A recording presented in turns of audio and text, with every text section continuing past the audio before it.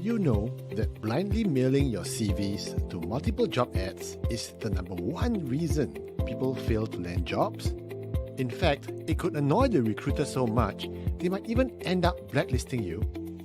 Instead, be focused. Only target jobs you have a good chance at landing interviews with. Learn this and many other powerful tips with our Land Your Dream Job program. It's an online course that includes a comprehensive toolkit consisting of CV templates, resume checklists, and many other useful tools. The best part about this program is a 3-month email guide that will help keep you on track as you look for your next role. Indeed, your dream job is waiting for you. Click this link now.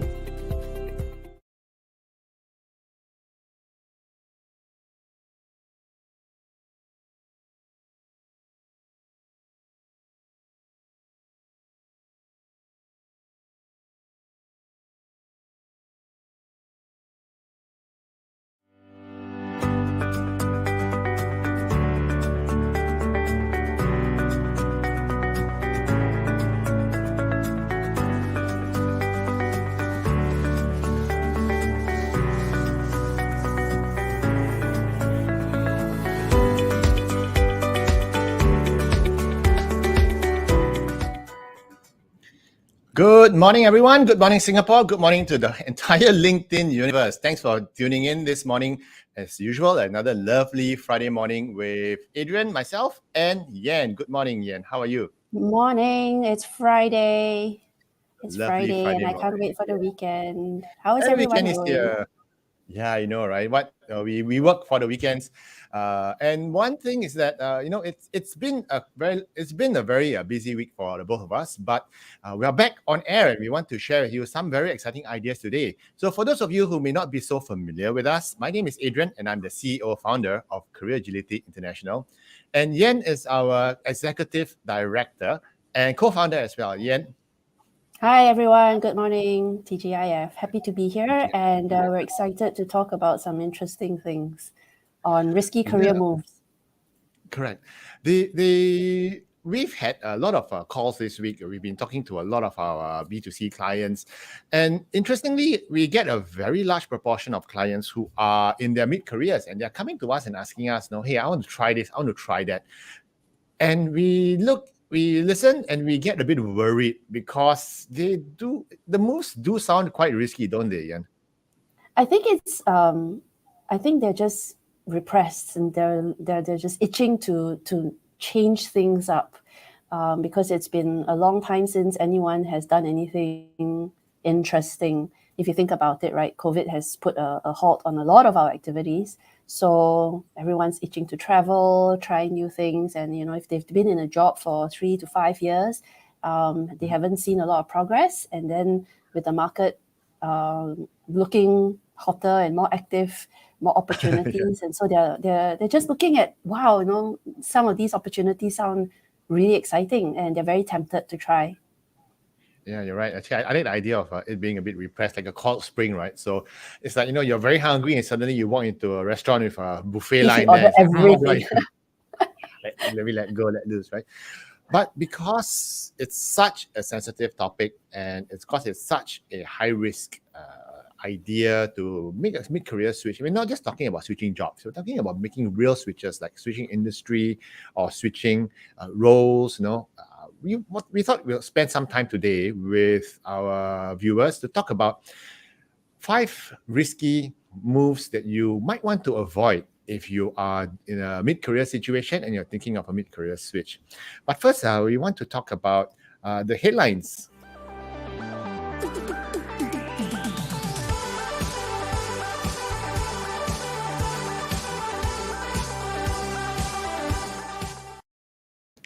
And what's really cool, I learned a new phrase this week, and I know I'm a bit behind the curve, but I learned a new phrase this week. It's called quiet quitting. I've been quietly quitting for the last 20 years. I don't know what you're talking about. How is this new? No, I'm kidding. It's not a new idea, I think. But I think they found terminology or some vocabulary to describe it. And why does it shock you? I don't know. I think just the word quiet quitting sounds silly. Actually, It does quiet quitting. Quiet quitting sounds like, I totally stopped doing my work altogether. I just take a Right? paycheck, right? Yeah, But I think yeah. it's the wrong word to use. But do you want to explain what quiet quitting actually is? My personal take on this, and there are a few ways that you can take this, but quiet quitting just refers to the fact that you've got very, very strict boundaries on the type of work you do, and you'll do up to what is optimal, but you don't go beyond expectations, which is more like an attitude towards the work that you have, kind of setting very, very clear boundaries. But that's my reading I think of you're the right. You're attitude. right. And my response to that is, I feel sad.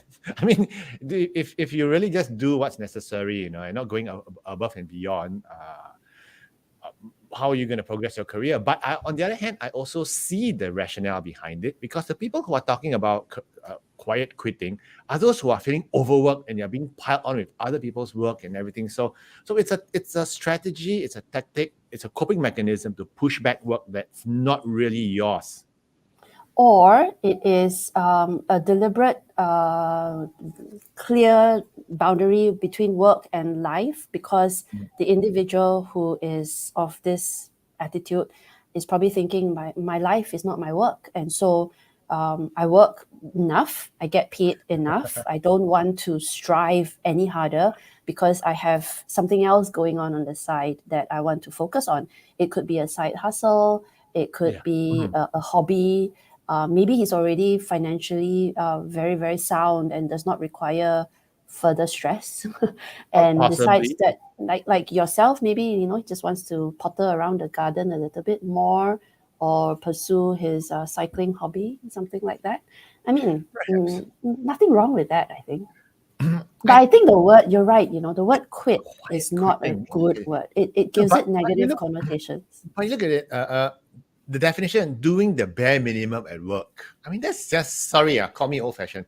That's just bad attitude. Okay, that's just bad attitude. You should It's go like a above and beyond. machine, one of those machines, and you put the coin in, and then it would function for all of that 3 minutes, and Yeah, then and then after which that's it. it It sort just of goes shuts off. down. The ride is over, right? So it's like, nah. So if you are thinking of doing quiet quitting, our advice is, what advice would you give, Ian? It's not a deliberate strategy, and I don't. I mean, I don't subscribe to it, because the very terminology of the word quit is not a good one. It is negative, versus Yeah. say, I'm going to do my best, and then I will stop when it's about right to stop work for the Yeah, day, for actually, example, I which like has that. got a more positive sounding attitude. And there's It's a nothing better wrong with spin, drawing right? boundaries. Yeah. Yeah, I think we all should have some sort of boundary, so that Mhm. there's no transference. Work life harmonizing and all that. I'm fully subscribed to that. I don't like the terminology, so I don't know who coined it. That Some person's TikToker, unhappy. apparently. Some TikToker. But, well, You our know what? advice. Oh, Quiet quitting sounds like that thing you do 6 months before you actually you, leave, you, you resign, right? It's like right? quiet. Yeah. Because you've mentally decided that You I mentally will checked be out moving already. on. Yeah. Yes, and you've Mentally got checked out. something else waiting in the wings, and you just do enough. That's Just what it sounds to, like.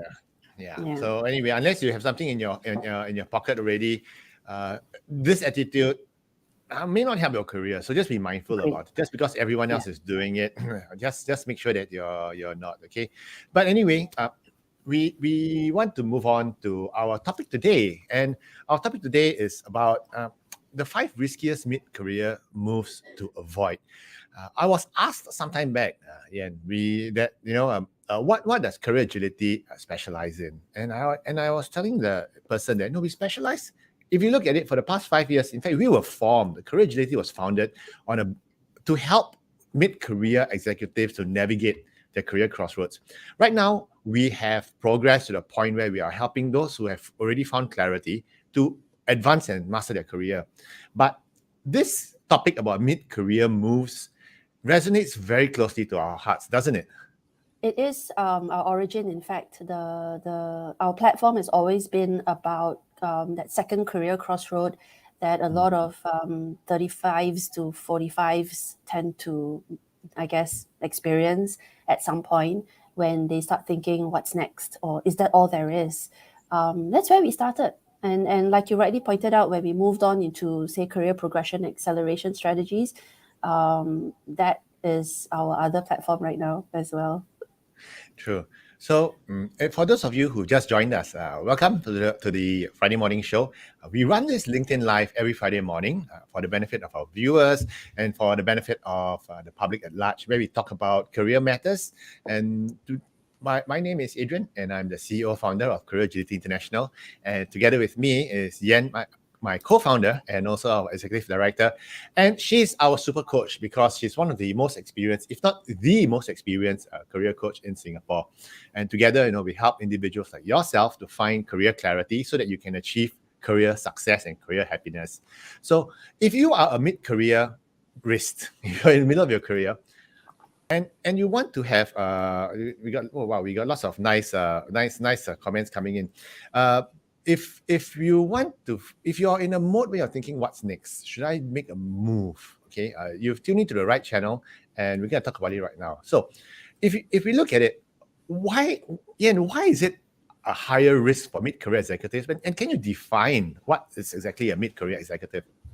I think someone who's had 10, 15 years of work experience is not junior anymore. Not young ginger anymore. has got a decent income, but also a lot of debt, and probably a sandwiched person with what's a sandwich person? Someone who's like someone sandwiched between two generations. Yes. So perhaps aging parents and young children in the mix, and so a lot of financial obligations as well. And so the risk here, I think, refers to the fact that they have already progressed and built some foundations within a specific industry or domain, so much so that if they do want to switch into something else, there's going to be a very significant opportunity cost. Mm-hmm. So if you are a mid-career executive, why do we say that it's a pretty high risk to be looking at a career move? And it's high risk because, as what Yen pointed out, if you are a sandwiched person, and doesn't mean that you eat a lot of sandwiches like me, okay, but if you're a sandwiched person where you have bills to pay and you have responsibilities to look after, it gets a bit tricky because if you make a wrong move, there are ramifications, there are repercussions.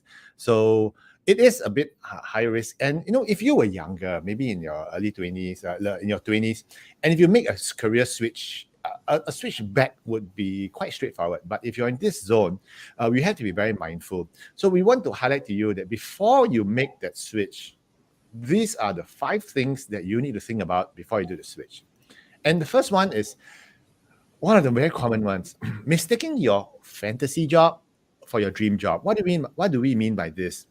You see, it's like when you're forced to study something you didn't want to because your parents insisted.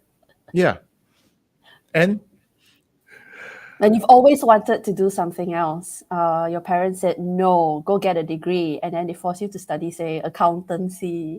law. And you get your accounting degree, after which you pursue an accounting job for about 10 years.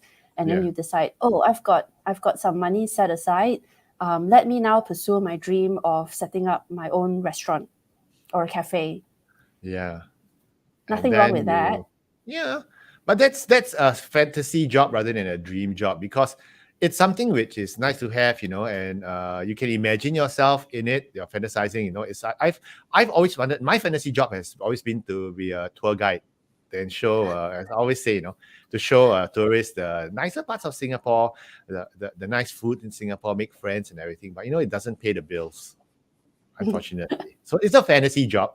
What's your fantasy job, Ian? I was literally considering a bakery at one point. I mean, the thought came in and then the thought quickly left, because you know how hard it is to run a business and to do industrial-sized orders. It's nice to bake one cake, but it's not if you have to start doing like 50 different cakes in the hundreds. And every time, I bake for Chinese New Year, I give up the ghost. Oh, okay. Imagine the kitchen mess, the kitchen nightmare right? after baking, especially tarts Yeah, and everything. yeah. But the challenge lies, okay, for those of us who are tuning in right now, the challenge lies is that if you are a mid-career executive and you are tired and exhausted or just frustrated with your current job, and you decide to quit and try out a fantasy job, which may or may not happen, chances are may not happen. You're running a very huge risk and you're mistaking a fantasy job for a dream job. Say, imagine if you're in sales with a mid-sized software company. In your dream job, your fantasy job could be, wow, I want to start a bakery, or I want to start a pet grooming shop, whatever it is. That's a fantasy job. But ideally, more realistically, your dream job could be to work with Amazon or Facebook or one of those bigger size companies where there's a bigger team, better products to sell, a good mentor to learn from. That's probably a dream job to have. But when you forego everything that you have for a fantasy, that's where it gets risky. But then, how do you distinguish between a dream job and a fantasy job? I don't know. I don't subscribe to labels. I think it's just whether or not something is realistic, and whether or not you have counted all of your chickens. Count all your chickens. You make sure that you check everything before you rush into a decision. I don't know. I mean, something fantastical. I mean, it sounds like it's just one of those unreachable goals, and it's nice to think about. I still feel like fantasy jobs are reachable if you I think plan they're well. reachable. Maybe not now, but I mean, you see, it for could be a me, nice retirement activity. it could be, right? It could be. And for me, I think for those of you out there who are wondering whether this job that I want, is it fantasy job or a dream job? A dream job is something that, yes, I'm definitely going to take it. If the offer comes in, I'm just going to take it. I'm going to do it. That's a dream job I want to do. So a fantasy job, it's probably something that may be a higher risk or may not be so sustainable in the long run. Okay, or it's just a fun project to do. That's possibly a fantasy job. Like sometimes people tell you to start a business, or you have an idea. I hate my job so much, maybe I should just start a business. But I have no idea what to sell. But hey, multi-level marketing, I'm sure I can sell someone something. That's dangerous. So you have to distinguish. If you need to make a move, make sure you move for a very realistic dream job rather than a rather difficult to achieve, far up the horizon fantasy job. Fantasy and dream sounds the same to me, but It's a stretch. yeah, it's a stretch. You see, when I was a headhunter, when I was doing full-time headhunting back in 2012, my fantasy job was to start up a career strategy consulting firm where people would come to us and I will be the industry expert, and I'll run a team of very experienced career coaches, almost like a clinic. But back in 2012, that was a fantasy. See, so I didn't just drop everything off, all my work and everything, and just start it. It took me 6 years to turn the fantasy real. So don't give up on your fantasy job. Okay, figure out, is it realistic? How do I get there? That's really important. Don't give up your fantasy. Don't give up your dreams. Just make sure that you have It's grounded in reality. And it's grounded in reality, exactly. Yeah, which leads us to the second point. Yeah. It's about emotions, right? That when it comes to our jobs and our careers or our decisions, or when a trigger occurs during your regular grind, it's very easy to go, okay, this is it, I'm quitting, and then you kind of throw a tantrum and leave. So you got to watch out for the emotions, and so walk away from it first, calm down, and then and think things through and put everything into a plan. So be rational about it.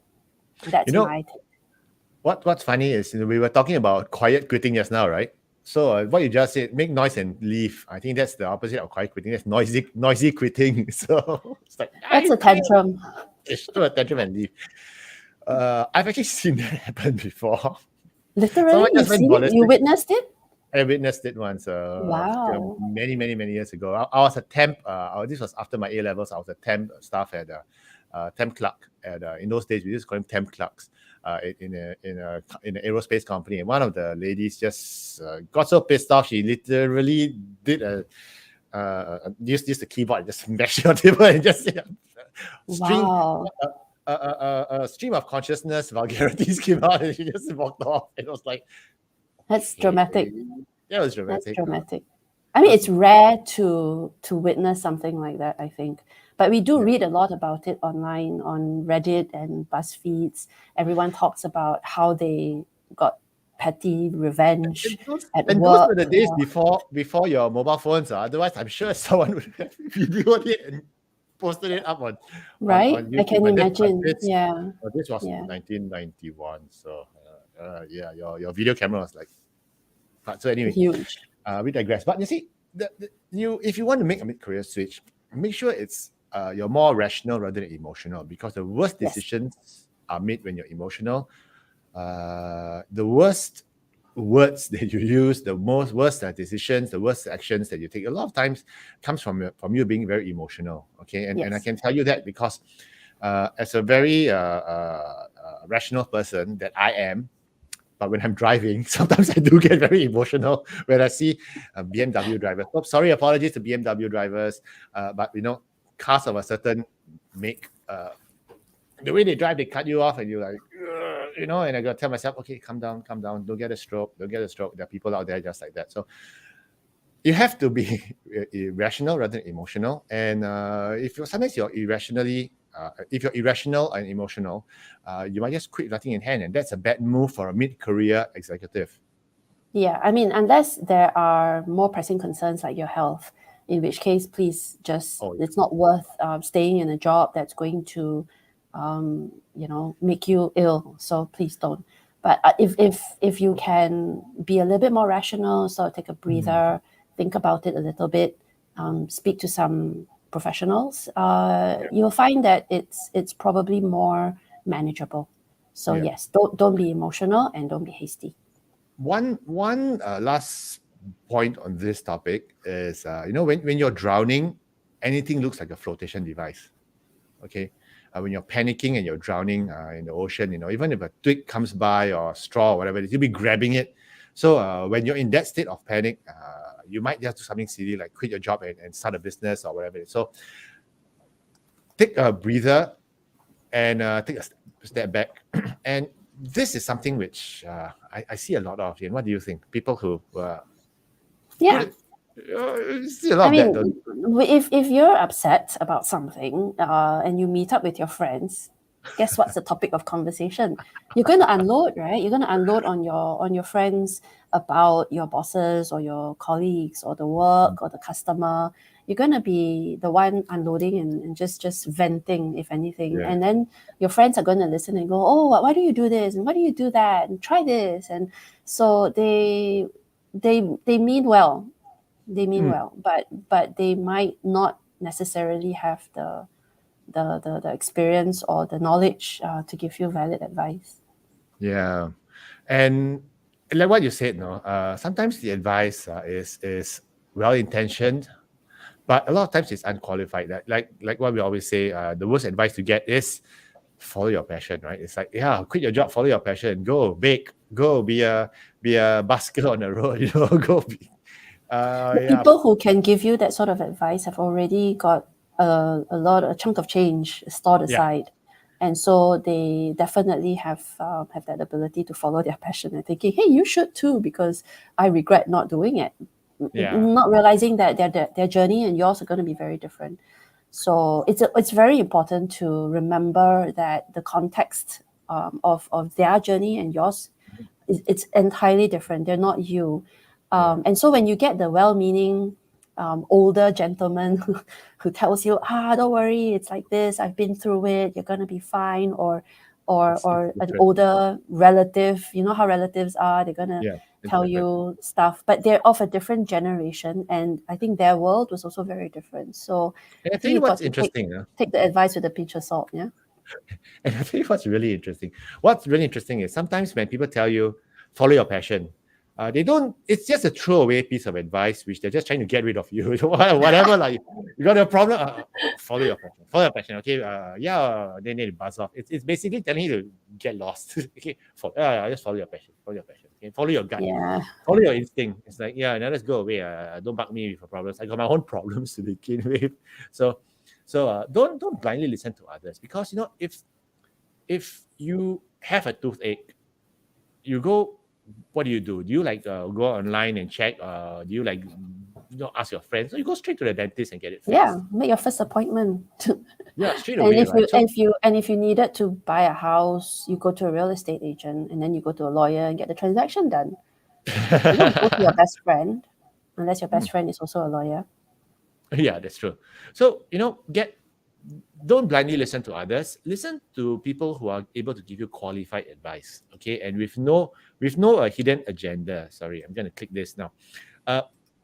Now, the fourth thing we want to look at is sometimes if you do not have a career strategy and you're just thinking, oh, okay, yeah, this sounds nice. Why don't I go for it?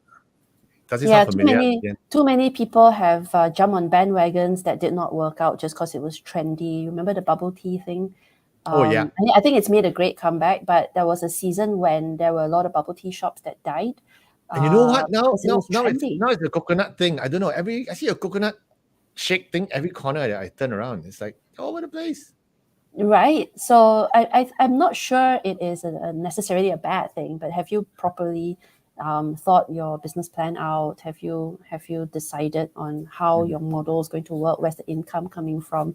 What's your outlay? So there's so many other things to consider. Yeah. So don't just follow. But you know how a lot of I hear this a lot. Oh, this is the best counter. You should go buy the shares now because I heard the company is doing whatever. A friend told me. No, you might end up in another GameStop situation. Who knows, right? Be careful of bandwagons. The early investors in GameStop, they made money. But you were regretting. But you'll be left holding on to the baby because you heard it. Did you regret not doing Bitcoin? Okay, don't go there. Don't go there. I do not regret. I do not regret not buying Bitcoin at 60,000. Okay, so yes, I regret not buying Bitcoin at $2,000 when my 15-year-old son told me like 5 years ago. Okay, so. But nonetheless, the whole idea is you must have a career strategy. If you think that maybe running a startup is a good idea for me right now, or maybe I want to join.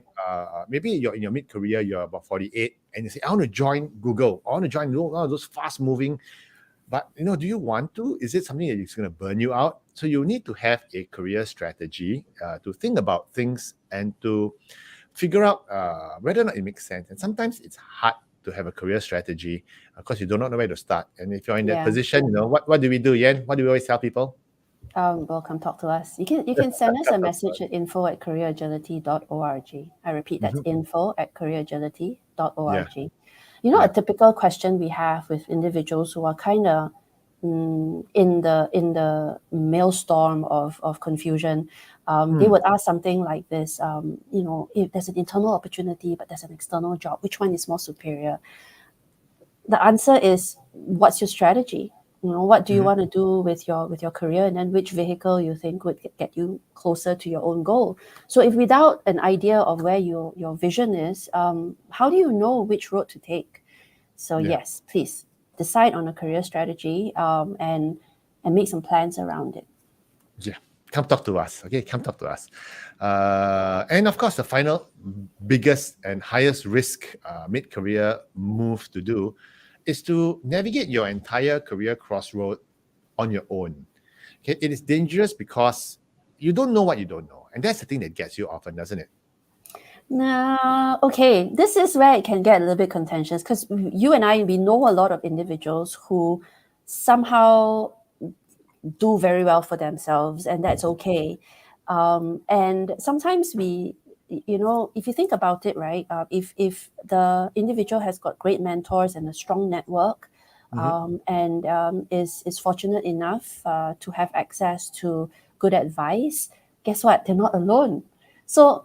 And think about it when someone is trying to just talk out whether or not this opportunity makes sense, or whether I should study more, should I take on this extra qualification? There's so many questions. Should I take this project because the company is asking me to go to Outer Mongolia?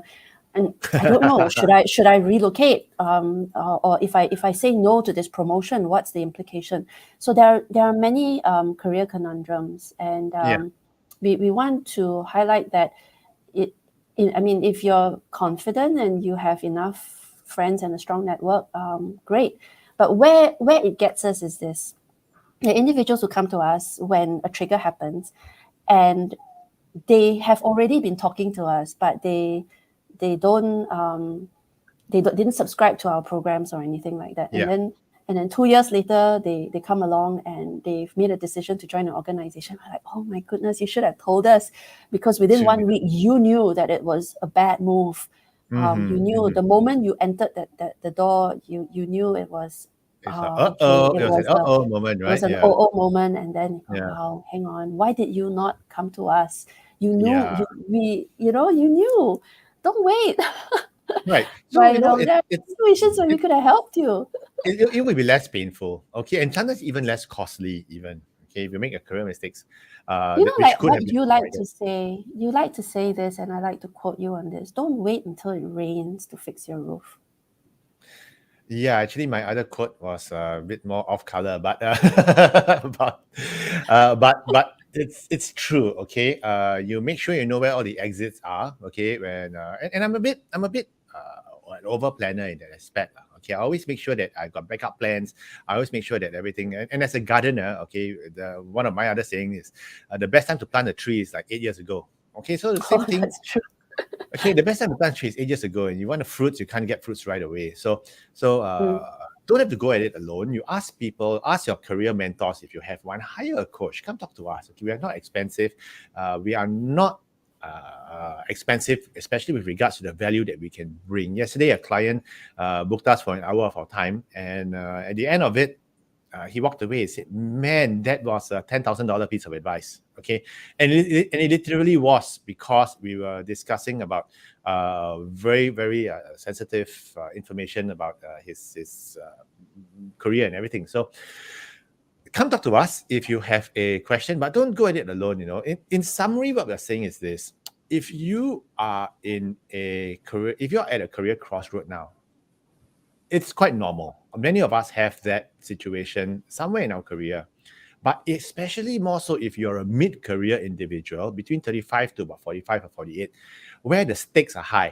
Okay, you don't want to make a mistake that could have been avoided. You want to have another pair of eyes, another 2 pairs of eyes, in fact, looking at you and telling you, maybe this isn't the best move. How about doing that? Okay. Come talk to us. Yen and I, we specialize in this. I want to just highlight that it's important that you also put in the work that we ask you to do. Yeah. So how Adrian, you like to say, oh, just come talk to us, we'll help you, and you make it sound like it's a very easy process. Yeah. It sometimes isn't that straightforward. The talking to us part is okay. Getting the solution part requires work, which we will always work together with you, okay, hand in hand, to make it less painful. We're not saying it's gonna be painless, okay, but it's gonna be less painful, shorter, and the journey is gonna be less stressful as well. And it's hard work. It's hard work, but tell me what of value in life is not hard work? Yeah. Besides striking a lottery. But you want to strike the total also, you got to queue up for like 1 hour. I see the queues outside. I don't gamble, so but I'm seeing queues outside. It's like, wow, that's a lot of hard work, I think they've automated it. All you need to do is go online these days. Oh, I didn't know that. Okay. Well, we do not encourage gambling. As a statistician myself, your odds of getting that amount of money is minuscule. So don't never won anything. Take your money and come invest in us. Okay, invest in a session with us. Actually, you get better returns anytime. But what we do is we help our clients like yourself with our career partner program. We come in and we help you with what's next in your career. We talk to you and we help you map out your path forward, and we talk about options and which are the best options to do. Okay, so we do get people who have very, very good responses, and come talk to us. We're always happy to have that conversation. Just email us info@careeragility.org. Our team is on standby to help you with your career questions, and we're always happy to help you. So if you are at a career crossroad right now, just you also can reach out to us via LinkedIn as well. Okay, always happy.